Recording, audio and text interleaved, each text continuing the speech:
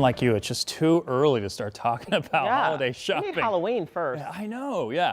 Hey, by the way, clear skies right now. We had some clouds that developed during the afternoon. Most of those are going away, and we'll deal with clear skies for the rest of the evening. We're currently sitting at 70, but I want you to look at this.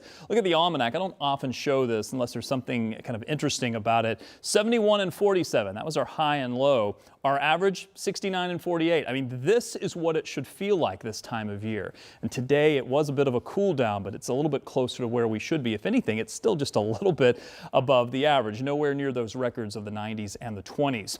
We've got clear skies. We have all of the right ingredients in place with the cooler air that's moved in, and it's also pretty dry air to give us a chance for a little bit of patchy frost. One of the things we're going to watch tonight as the 60s and 70s cool down is how close will they get to the dew point. The dew point is your temperature at which, if you cool the air to that number, you'll have to wring out a little bit of moisture in the form of a little bit of dew or frost, hence the name dew point. So 39 for Kokomo right now, that's the dew point, 32 in Monticello. If we cool the temperature down to that, we'll see a little bit of patchy frost or some dew develop tomorrow morning. I think the better chance is going to be farther to the north, where the temperatures will have a chance to drop into the mid-30s and maybe right near the surface.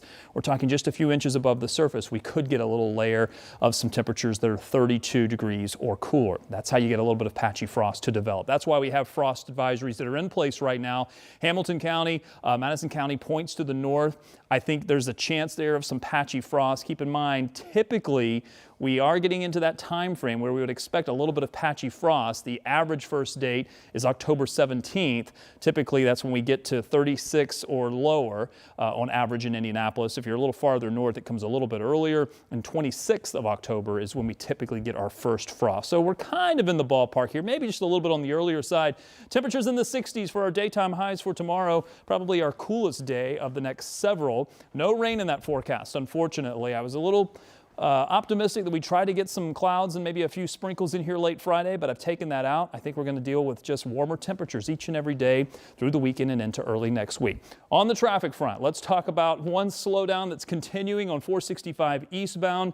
Still an accident that's ongoing there. It's pulled over to the shoulder. We also have slowdowns on 465 near Ditch Road, anywhere from, say, US 31 all the way over to Michigan.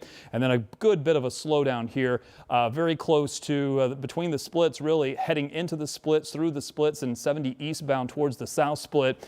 Here's the north split. Boy, this has been a mess for for at least a half hour or so. Traffic is moving, but boy, is it going slow. An earlier accident caused a slowdown. Here's that 465 at Allisonville Road slowdown. Vehicles on the side of the road with emergency personnel on the scene. In fact, we see a tow truck. Looks like it's on its way there to try to move those vehicles out of that construction zone, but it's going to continue to cause that pinch as they keep the emergency vehicles on the scene and try to take those 3 lanes down to 2.